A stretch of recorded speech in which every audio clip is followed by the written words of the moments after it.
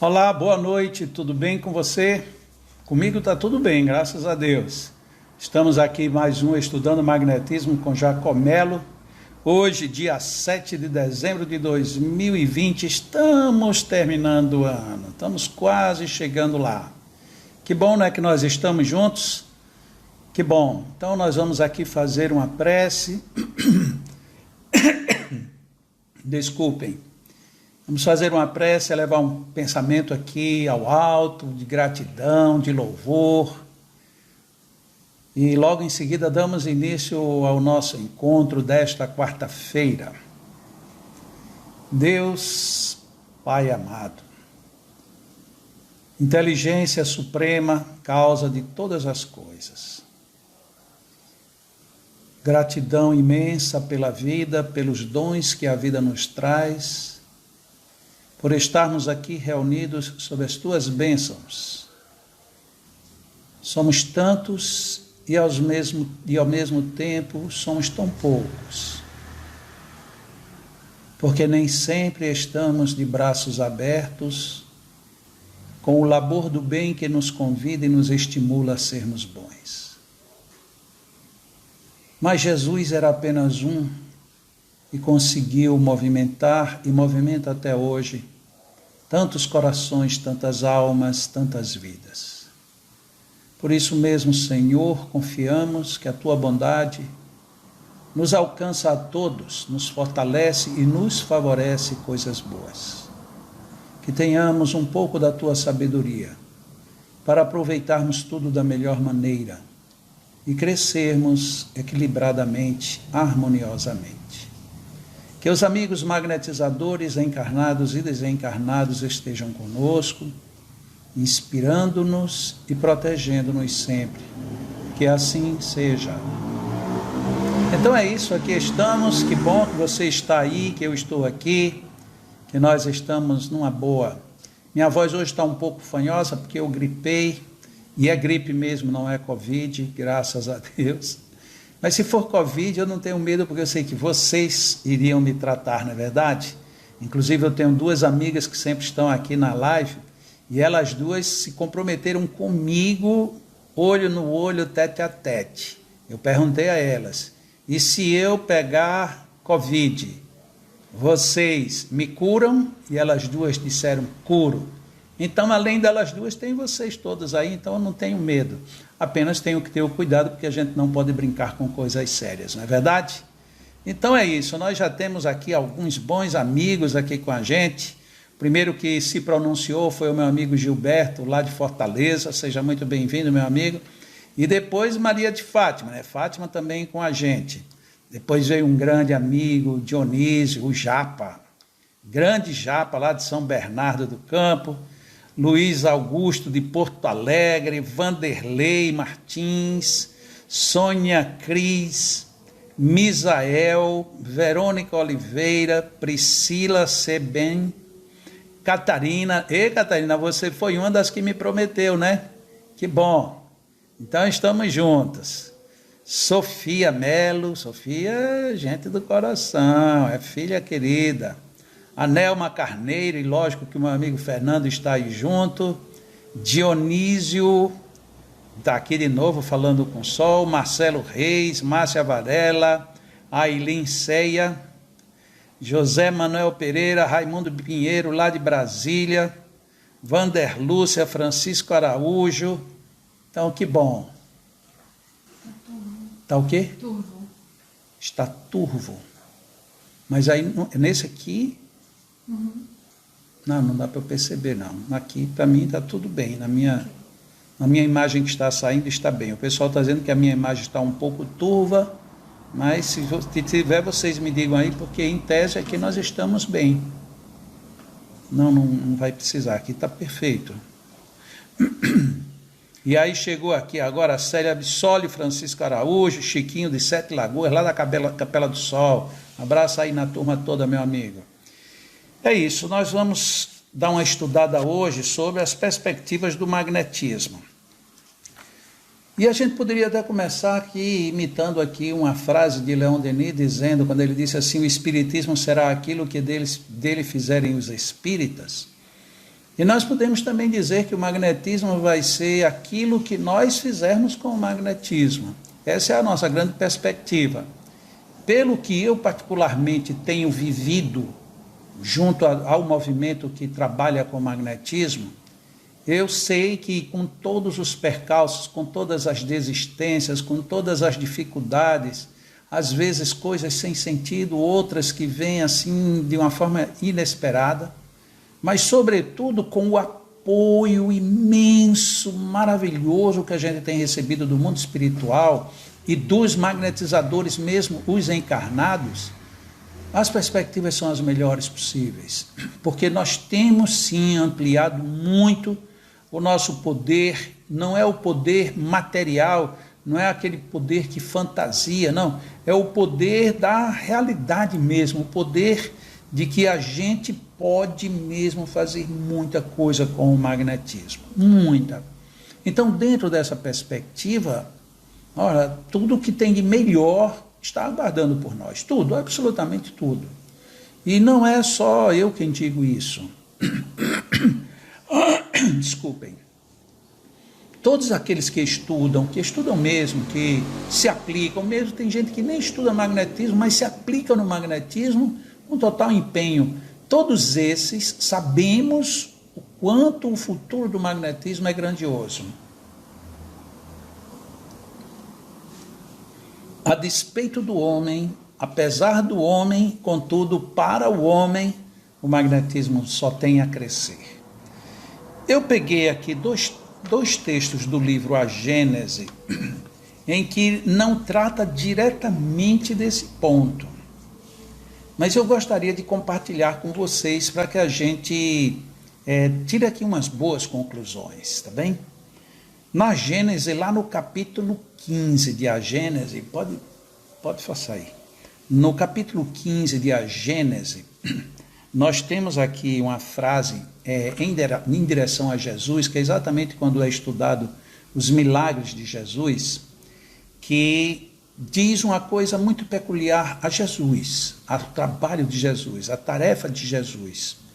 E aí isso, de uma certa forma, eu tomei como um exemplo para a gente. Veja uma frase que tem lá, que foi uma das que eu trouxe para a gente, diz assim: se, em vez de princípios sociais e regeneradores, fundados sobre o futuro espiritual do homem, ele, Jesus, apenas houvesse legado à posteridade alguns fatos maravilhosos, talvez hoje mal o conhecessem seu nome. Dá para perceber a profundidade disso?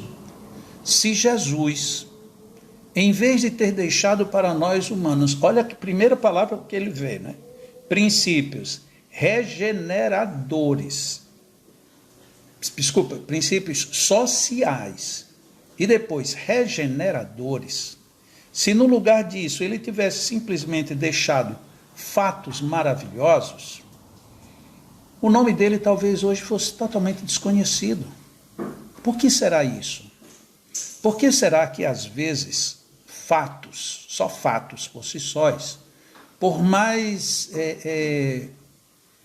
agradáveis, desagradáveis, grandes, pequenos, violentos ou não eles sejam, eles tendem a desaparecer? Mas a mensagem de Jesus, ao contrário, ficou e vai continuar indefinidamente. Porque ele tocou em dois pontos. Primeiro, no dos princípios sociais e depois nos princípios regeneradores. O que nós poderíamos entender por princípio regenerador? Princípio que regenera, que ajusta, que equaliza, atualiza, que vitaliza, revigora. E aí a gente poderia adjetivar de outras maneiras ainda. Qual é a força que teve? Jesus curou e as curas dele até hoje são lembradas. Jesus curou sem querer. Quando uma mulher lhe toca e fica curada assim, ele nem ao menos se dá conta da intenção dela, pelo menos no momento. Jesus trabalhou magneticamente a figueira e daquilo ele extraiu um exemplo da fé que nós deveríamos ter. Enfim, Jesus diz, coloca e realiza todas as potencialidades de regeneração que a gente tem. Depois, quando ele estabelece a multiplicação dos pães e dos peixes, a multidão que os acompanhava estava com fome. Aí Jesus, em vez de fazer um milagre assim absurdo no sentido de desproporcional, inconveniente, inconsequente, ele mostra com aquele exemplo como a dizer, faça o bem e com este bem alimente a sociedade. Olha que princípio social fenomenal. Então Jesus, quando ele multiplica, ou seja, ele faz um efeito físico, um efeito magnético, um efeito de reprodução material, ele associa isso diretamente ao sentido de isto nós podemos fazer dentro de um princípio social. Por que eu estou começando exatamente por aí? Porque nós estamos querendo aqui pensar agora quais são as perspectivas do magnetismo. Se você me disser assim, Jacó, por que é que você não faz demonstrações de mumificação de carne? Isso não é uma prova do magnetismo? É. Já foi feito e ainda hoje tem quem faça. Não é um processo dos mais complexos. Basta que você tenha um determinado potencial magnético e normalmente dirigido para esse tipo de condensação fluídica e você consegue mumificar uma pedra, uma carne, você fazer muitas coisas.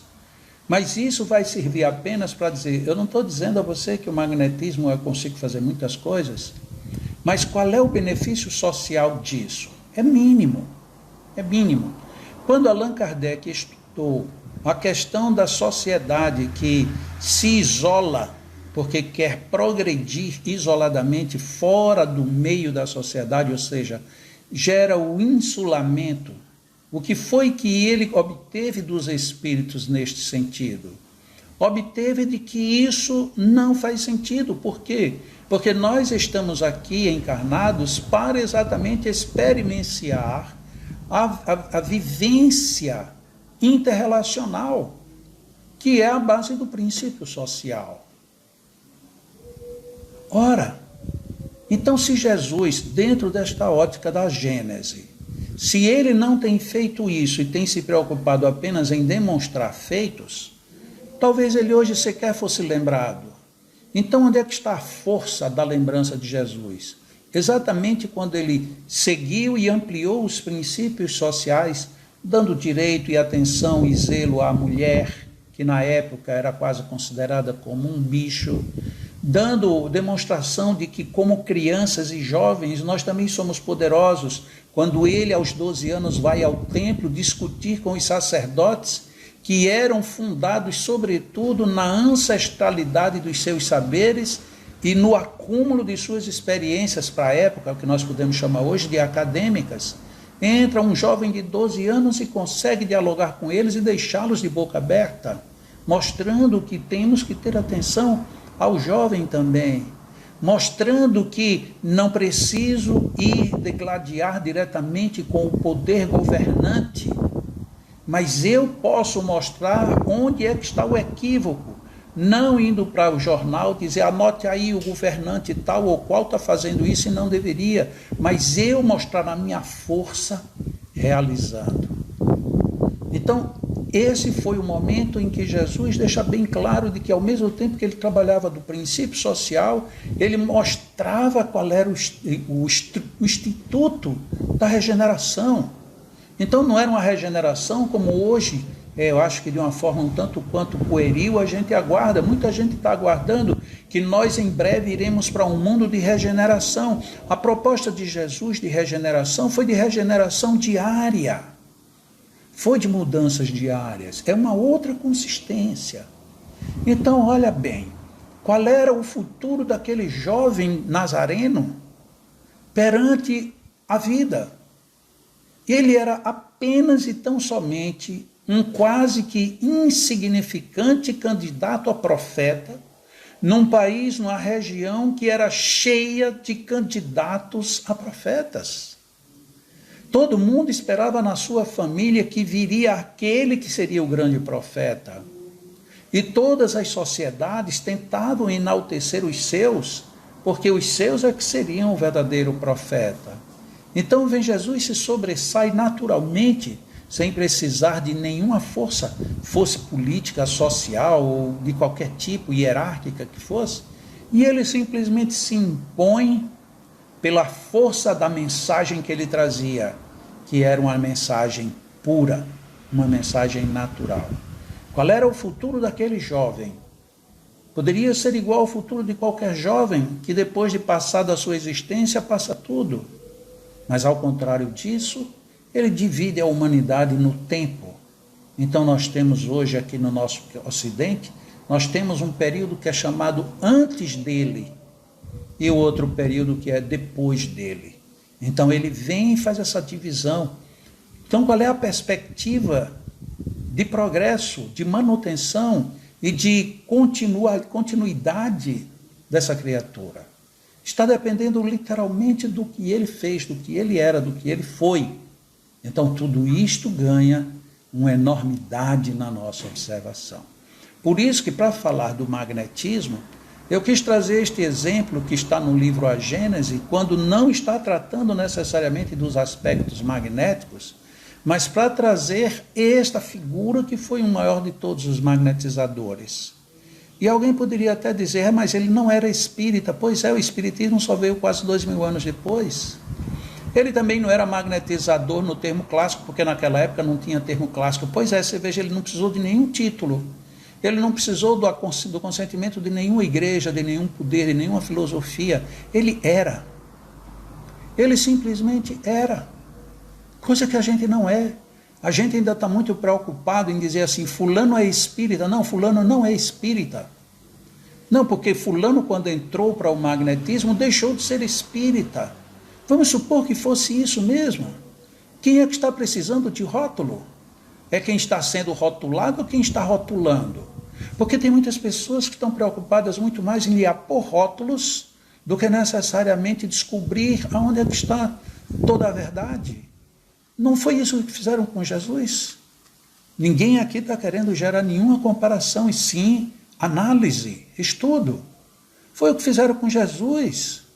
Colocaram-no em vários apelidos, inclusive ridicularizaram quando disseram que ele era o rei dos judeus, e aí colocam esse símbolo na cruz, como a dizer, que rei é esse que a gente mata da forma mais ignominiosa, mais infame, mais violenta que pode existir na época, que era ser crucificado?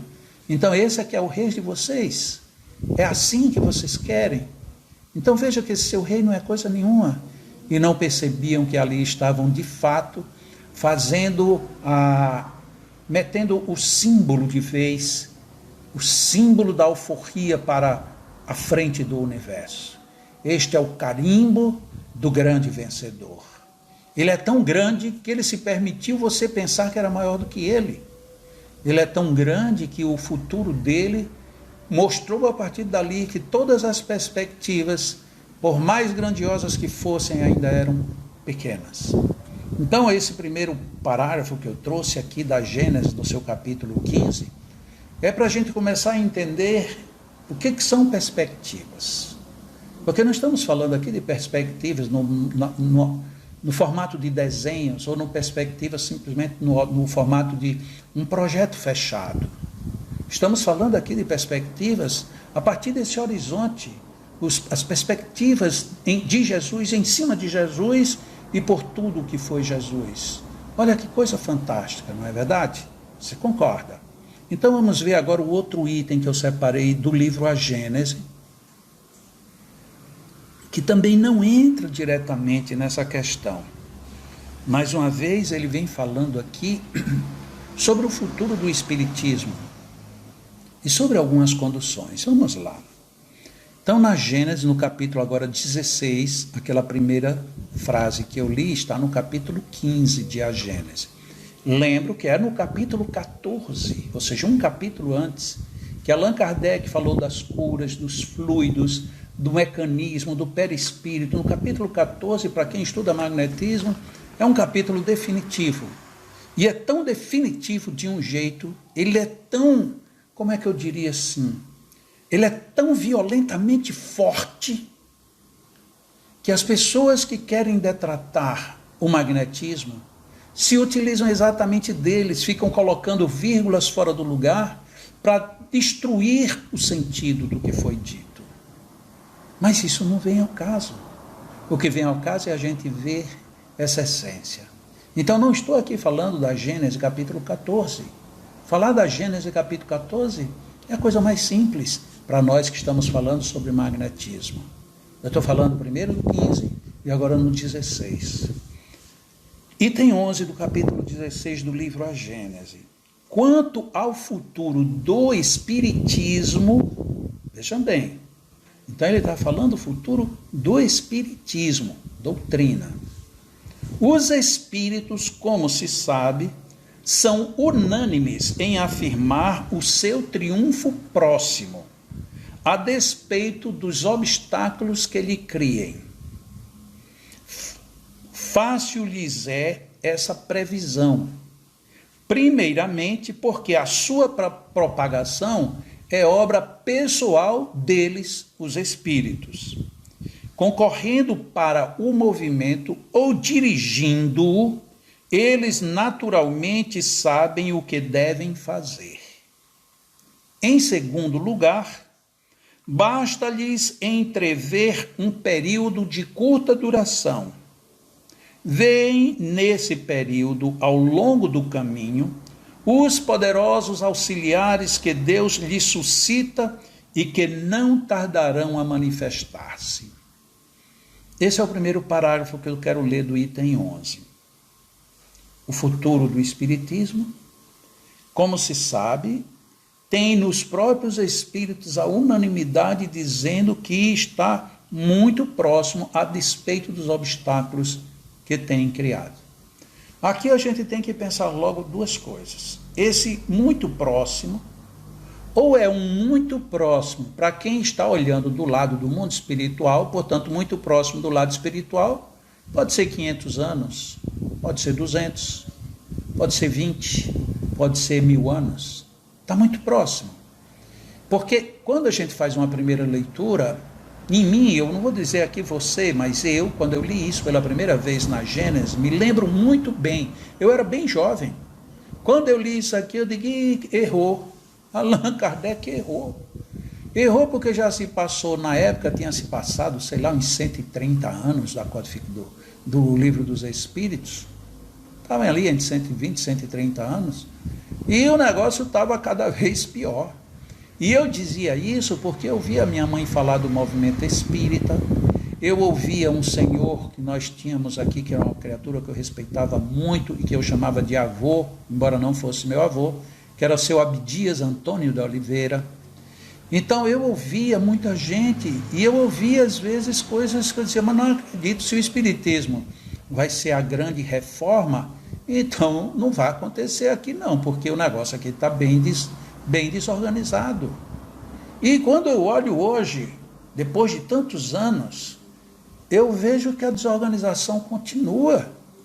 E eu não vou longe, basta olhar apenas a questão do magnetismo.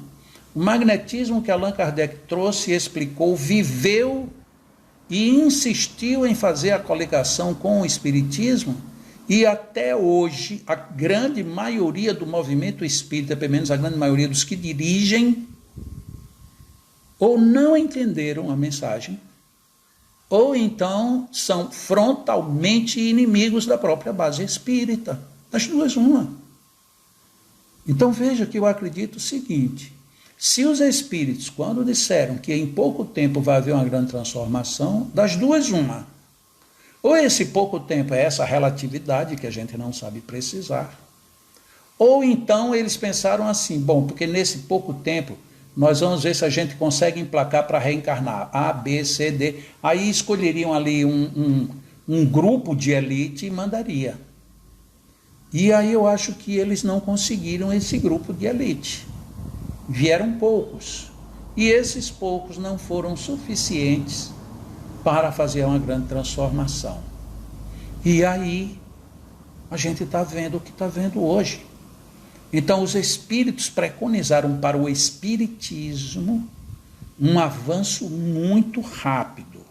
E os espíritos que afirmavam isso, afirmavam primeiro porque o processo de propagação dependia deles. Então eles iriam desenvolver. E em segundo lugar, eles bastavam ver que num período muito curto, Allan Kardec estava ali no 11º ano da codificação espírita e viu que saiu do zero em 11 anos, houve uma multiplicação fenomenal. Bom, então agora é só fazer, replica isso mais algumas vezes e daqui a pouco a gente vai ter uma coisa fabulosa. Então essa era a visão, mas parece que não foi bem assim. E no parágrafo seguinte, há uma sugestão assim de Kardec. Transportem-se os espíritas daqui a 30 anos, ou seja, que os espíritas que viviam naquela época, imaginem agora daqui a 30 anos. Transportem-se ao seio da geração que surge. Então imagine aqui, daqui a 30 anos, quem é que vai estar chegando? Daí considerem o que se passa hoje com o espiritismo. Acompanhem-lhe a marcha progressiva e verão consumir-se em vãos esforços os que se creem destinados a derrocá-lo. Verão que esses tais pouco a pouco desaparecem de cena e que paralelamente a árvore cresce e alonga cada dia mais as suas raízes. Seria justo a gente pensar isso? Allan Kardec equivocou-se? Pode ser, dependendo do ângulo como a gente toma, ele se equivocou, porque realmente o referencial dele foi muito rico, apesar de que nessa época ele já estava enfrentando os embates, principalmente com a Igreja Católica. Mas ele percebia que no próprio seio da Igreja Católica, o livro dos Espíritos era lido, o Evangelho segundo o Espiritismo era estudado. E isso tudo fazia crer nele uma repercussão muito rápida de tudo que viria. Sabe aquela situação de que eu julgo o outro a partir de mim mesmo? Então, ele viu a transformação que aconteceu nele, com ele e com o trabalho dele. Então, ele simplesmente projetou isso. Mas parece que essa projeção não se cumpriu. E não se cumpriu por quê? Porque somos poucos os que temos uma estirpe do senhor Kardec. E quando eu digo somos poucos, eu estou colocando não só dentro do meio espírita, estou colocando de forma mundial. Eu me lembro bem que um dia desses, o ano passado, eu estava por alguma coisa que o nosso Papa teria dito num conselho ou num encontro lá, e que aquilo me chamou muita atenção. Disse, nossa, que homem sábio e corajoso. Porque às vezes você não pode ser só sábio, você tem que ter coragem. Porque tem muita gente que pensa coisas lindas, mas não tem coragem. E veja bem o que é a coragem.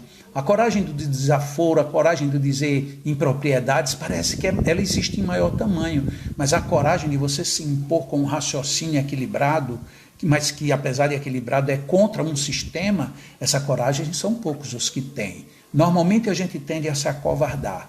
Se alguém vem e te chama para uma repreensão, você fica como que acuado. E aí você perde o seu senso, você não se defende, como que se a defesa fosse uma agressão. Não, defesa é o próprio nome já está dizendo. Então a gente tem que sair desse acuamento para poder fazer valer. E aí o que é que nós vimos? O que nós estamos vendo hoje? Nós estamos vendo que a gente não tem essa coragem. No meio espírita, essa coragem é muito pequena. A gente só tem coragem quando a gente está falando no miolinho daqueles que comungam com a nossa própria ideia. A gente dificilmente tem coragem de fazer a defesa de Jesus de forma pública. Dificilmente a gente tem a coragem de defender o princípio nobre de uma forma aberta. A gente, de uma certa forma, sempre se constrange.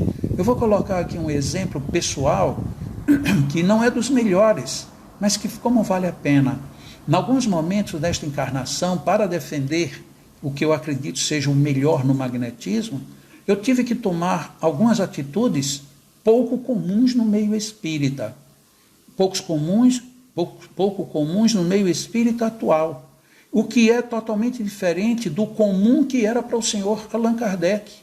Se alguém insinuava qualquer coisa contra a doutrina espírita, e ele soubesse, e ele pegasse a publicação, ele republicava e respondia e rebatia. Não importava de quem vinha, e ele rebateu grandes autoridades, grandes. Como rebateu também pessoas quase que insignificantes, desconhecidas. Porque o problema não era ir contra A, B ou C, porque é grande ou porque é pequeno. Era simplesmente posicionar a doutrina espírita, e graças a isso ela ia estar. Mas nós não temos esse tupete, a gente não tem essa coragem. Então a gente fica acomodado. Talvez seja aí onde Allan Kardec tenha tido a grande dificuldade. Ele imaginou, nossa, vai acontecer espíritas como eu sou. E como eu sou, quem for espírita como eu sou, isso aqui vai fazer uma onda enorme. Mas parece que ficou todo mundo à revelia. Todo mundo deixou Allan Kardec na frente e ir sozinho. E aí depois a gente fica agora querendo coletar pedaços, sem ter nem noção direito de para onde estamos indo, nem o que estamos fazendo. Então, quantas e quantas vezes a gente vai precisar ter um posicionamento? Se é que a gente espera mesmo que o magnetismo, e se a gente quer entrar no âmago do texto que foi feito agora, se é que a gente quer que o espiritismo prevaleça, não como uma igreja. Não foi essa a proposta do senhor Allan Kardec. Não como um mero templo, sem querer desqualificar nenhuma igreja nem nenhum templo, mas sim como uma doutrina que traz vivamente um aspecto filosófico, e junto a ele vem associado um suporte científico que, leia-se, está na estrutura do magnetismo, e toda uma resultante moral, que é o que nós vulgarmente estamos chamando de religião, e trazendo para o pior sentido da religião, que é o sentido fechamento dentro de um templo, dentro de uma igreja. Então é preciso que a gente tenha essa coragem, porque do contrário, quais são as perspectivas, e agora eu não vou dizer, o nosso tema é aí quais as perspectivas do magnetismo, mas se a gente não tiver essa coragem, daqui a pouco nós vamos ser questionados sobre quais as perspectivas do espiritismo, que Allan Kardec tinha preconizado que era em muito pouco tempo. Mas que pouco tempo foi esse? Que pouco tempo é esse? Não está acontecendo? Sim, porque a gente não está preservando o exemplo dele, a força dele, a filosofia que ele teve e o zelo que ele teve no aspecto científico. Allan Kardec não evocava espíritos por brincadeira, ele evocava porque ele queria saber e depois ele checava as respostas. A gente não tem esse tupete, a gente não tem essa ousadia do bem, a gente tem a ousadia da mesquinhez. Somos muito mesquinhos ainda, e aí ficamos a cada tempo mais e mais distante de tudo isso que é o nosso bom propósito. Vocês não concordam comigo?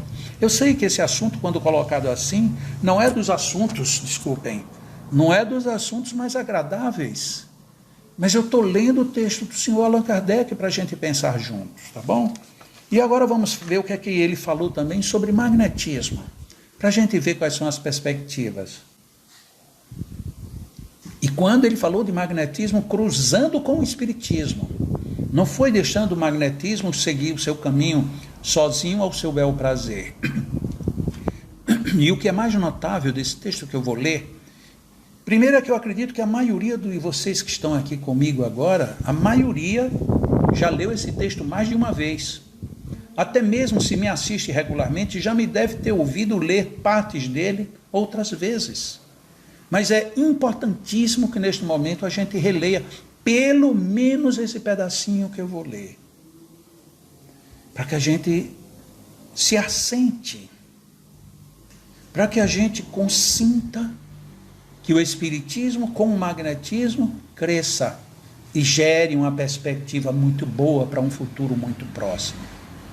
Onde foi que Allan Kardec escreveu isso que eu vou ler agora? Foi na Revista Espírita.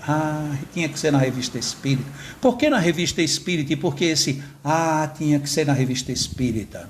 Por quê?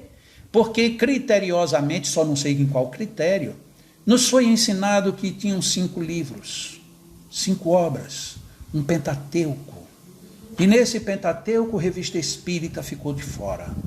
Então, quando chega alguém como Jacó e traz Revista Espírita, parece que lá vem uma assombração. Parece que lá vem algo que não faz parte do contexto.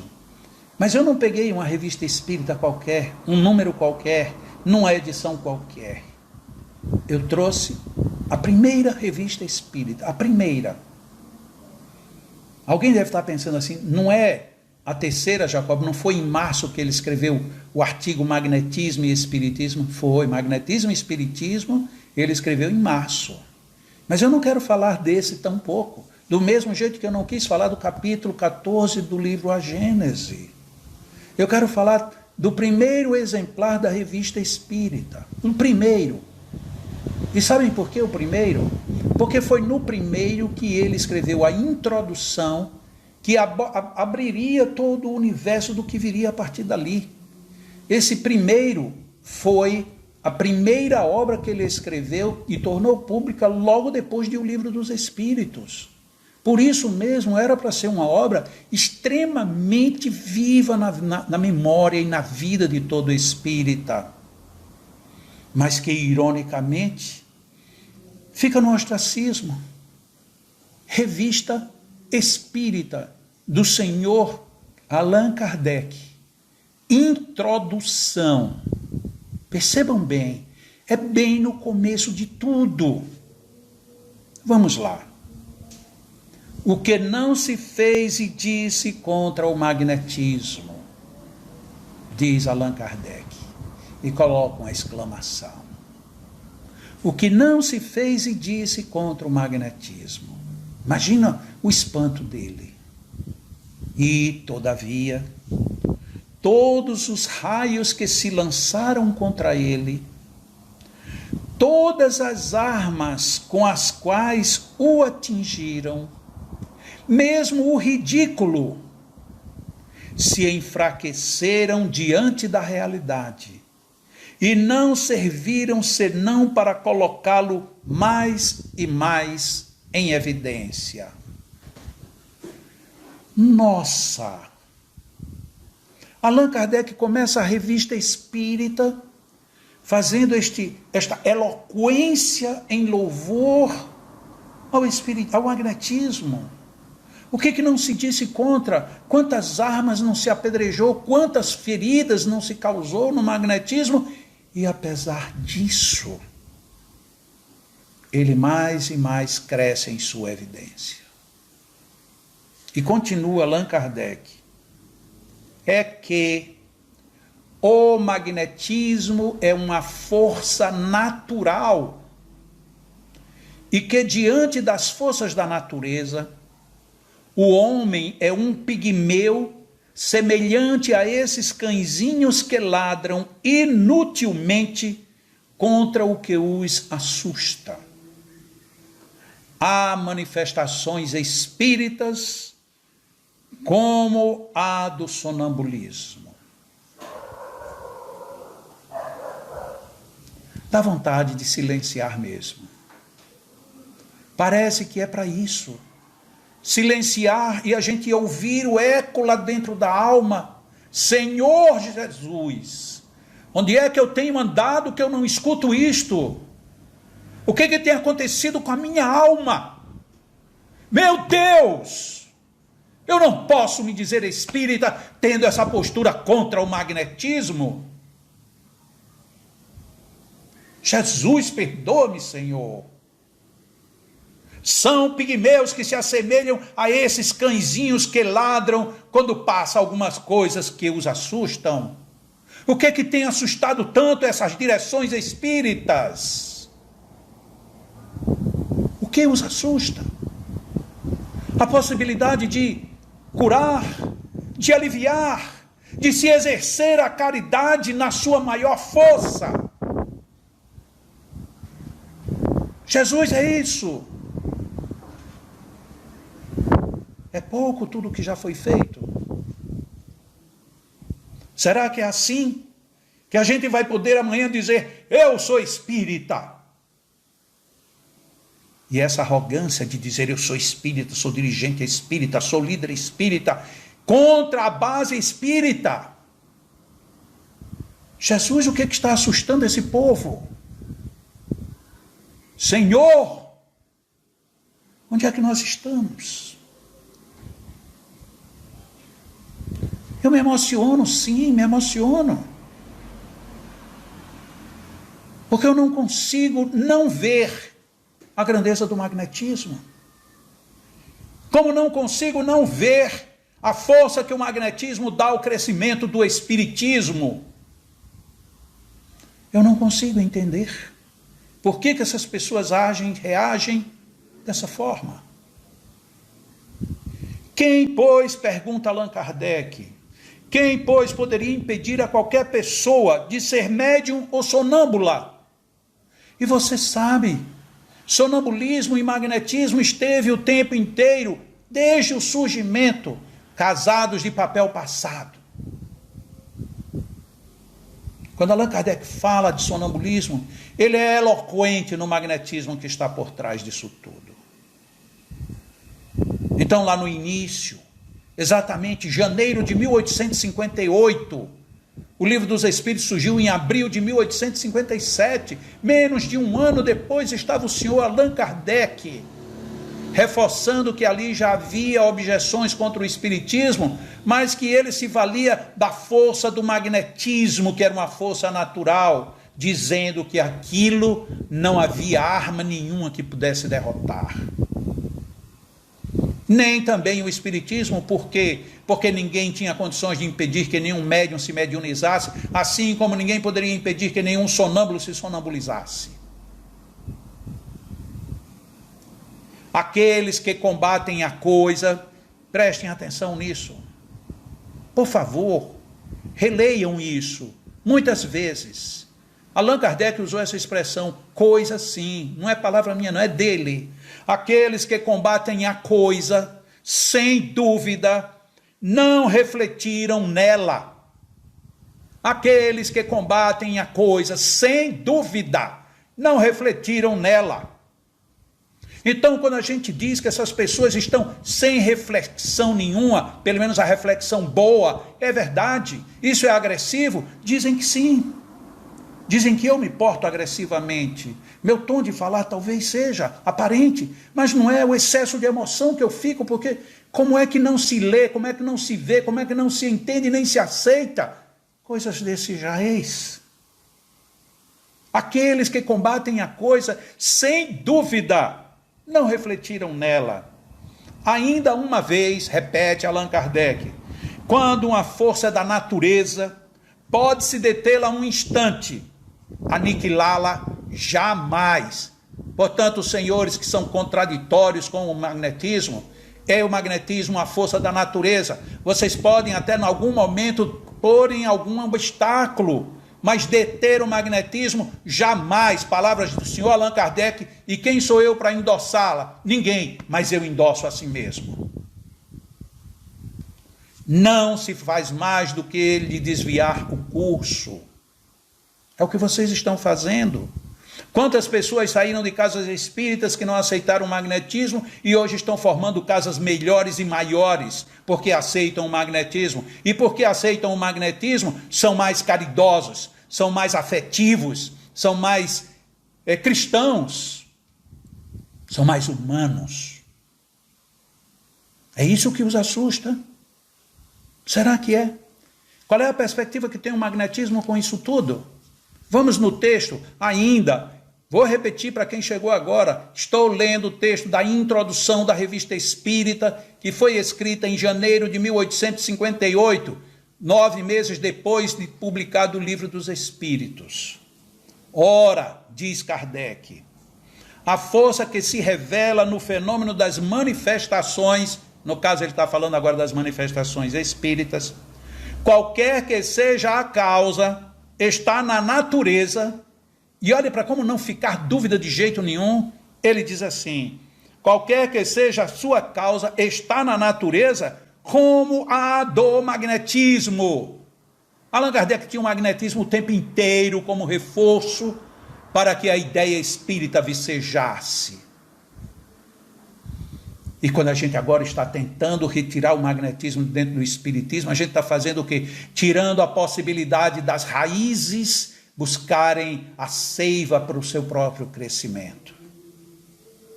Não será aniquilada, pois como não se pode aniquilar também a força elétrica. O que é preciso fazer, e aqui vai ser a conclusão da leitura que eu estou fazendo, o que é preciso fazer é observá-la. Observá-la quem? A força do magnetismo, a força do espiritismo.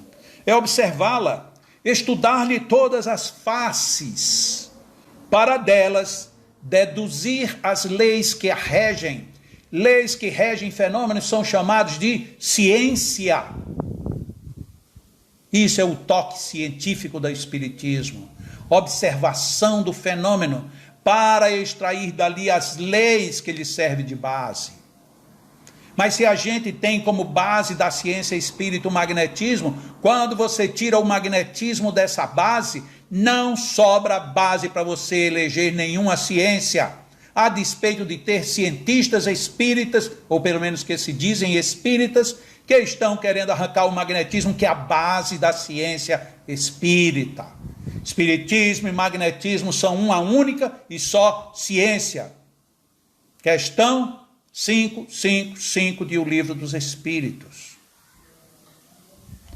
Se for um erro, uma ilusão, o tempo lhe fará justiça. Porém, se for a verdade é como vapor. Quanto mais se comprime, maior é a sua força de expansão. Temos pouco tempo. Temos pouco tempo nesta encarnação como espíritas. Eu nasci num lar espírita. Quando eu comecei a ter consciência, minha mãe dizia: seu compromisso com Kardec é com o magnetismo. Desde muito jovem, desde os 15 anos que eu estou nessa peleja. Só que não é uma peleja que deveria ser. Desde os 15 anos eu sou dedicado ao estudo do magnetismo. O que seria muito pouco tempo. Mas o mais grave é que a gente tem que ficar dividindo o tempo para fazer as pessoas acordarem. Porque talvez a gente ficar assim tão brando nem sempre resolve. Jesus teve que ser muito severo em muitos momentos, para que as pessoas acordassem. A expulsão dos mercadores do templo, eu nem acredito que tenha sido com chicote nem nada. Aquilo foi a força da palavra dele. Não é aqui o lugar de vocês virem fazer isto. Na hora que a mulher ia ser apedrejada, por que aqueles homens foram embora? Como é que eles iam respeitar um judeuzinho que depois foi crucificado? Uma força violenta. Tem horas que a gente tem que se dividir com isso, para que o magnetismo tenha uma perspectiva boa.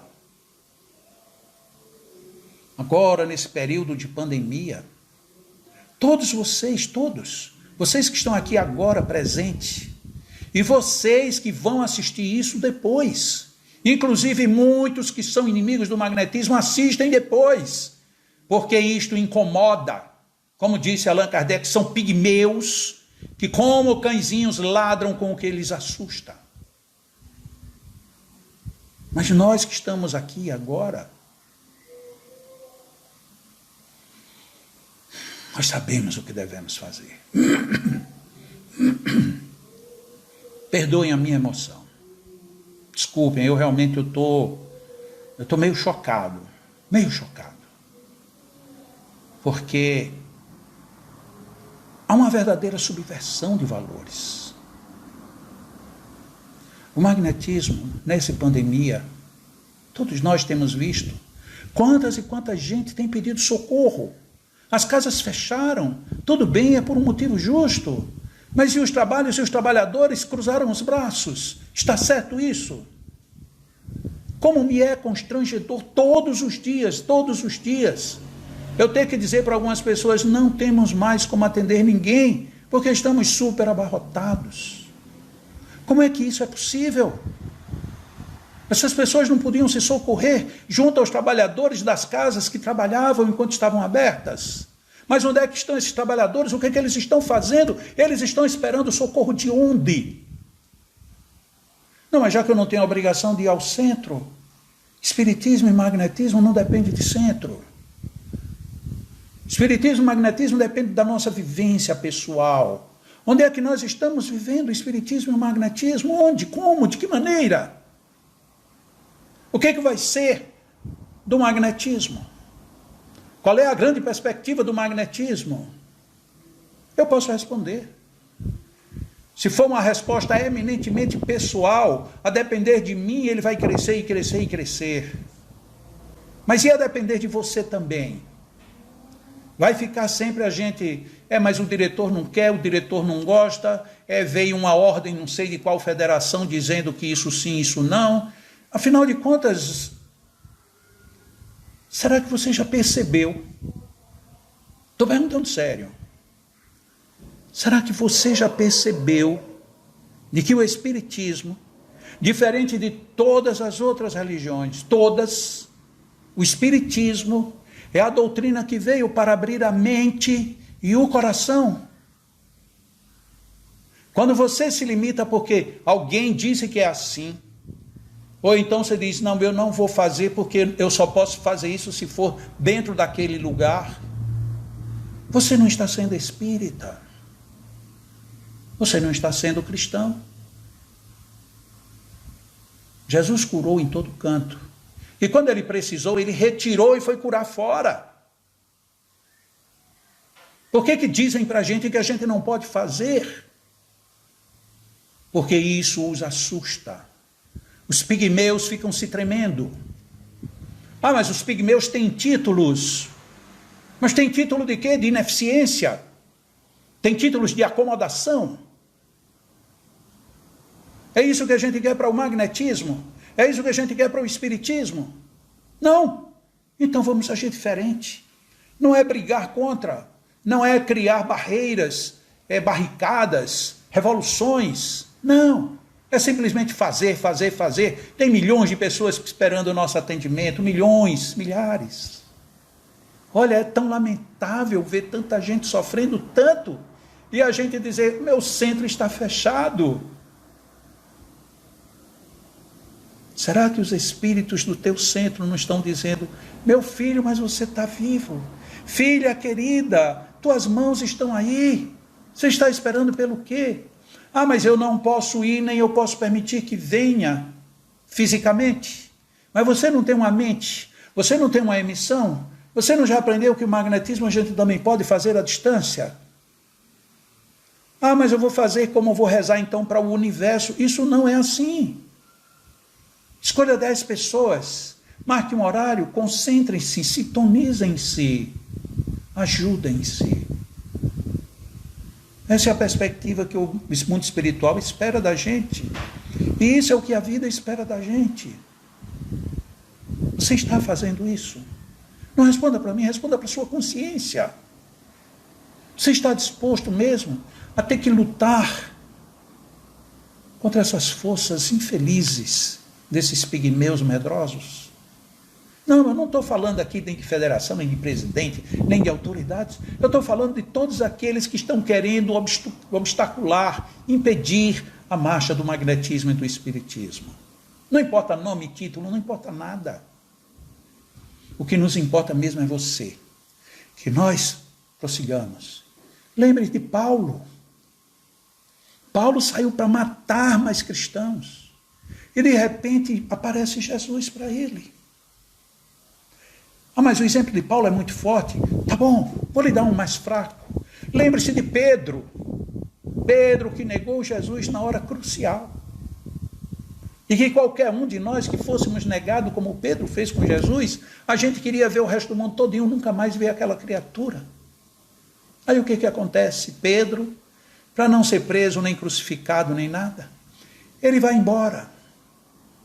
E vai escondido. Quando de repente lhe aparece quem? Aquele que ele traiu, aquele que ele negou. E lhe pergunta: Pedro, para onde tu vais, Pedro? Essa pergunta há de repercutir dentro de nós. Para onde nós vamos? Covardes. Covardes. Para onde vais? Para onde nós vamos com esse magnetismo bendito, abençoado, que nós já temos a oportunidade feliz de conhecer? Covardes. Não vamos confundir com covardes. Não sejamos. Respondamos a Jesus: Senhor, perdoa-me, Senhor. Eu vou retomar de novo a minha eira e vou plantar as minhas sementes. E vou colher os melhores frutos para te louvar e agradecer. Quais as perspectivas do magnetismo? As melhores, se nós soubermos responder: covardes. Eu vou fazer o que eu tenho que fazer. Se você não quer, tenha certeza, Jesus vai voltar outras vezes. Ele vai te perguntar outras vezes. O trabalho vai aparecer outras vezes. Mas pode ser que não apareça com tanta facilidade como está agora. Esse é o momento ideal. É o momento da gente aproveitar. Já estamos na lida. Já estamos no meio do caminho. Não espere mais, não fique esperando que a casa abra, que a casa feche, que o diretor mude, que alguém pense diferente. Não, isso não cabe. A gente não sabe quando é que vai voltar para o outro lado. A gente tem que aproveitar que agora eu sei que eu estou aqui. Essa é que é a grande perspectiva do magnetismo. Sejamos magnetizadores de coragem. Não é de coragem de brigar, a de gritar, de xingar, não. A coragem de viver o magnetismo. De fazer o magnetismo brotar. A grande coragem.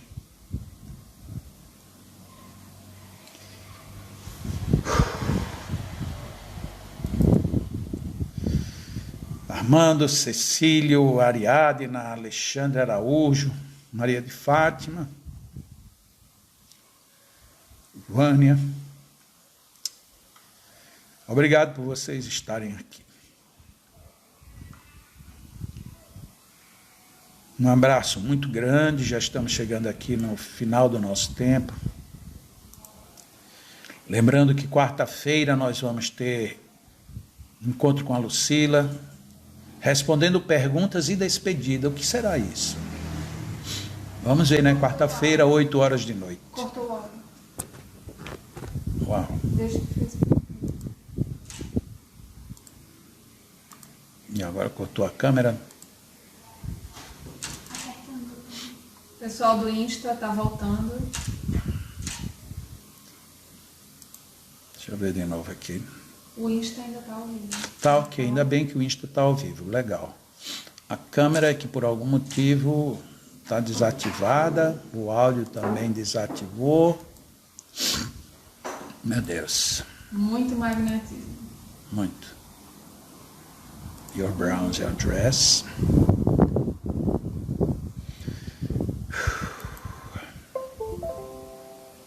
Ok, eu termino aqui com o Instagram, já que ali não... Bom, ali voltou, né? Ali voltou o áudio, voltou a imagem.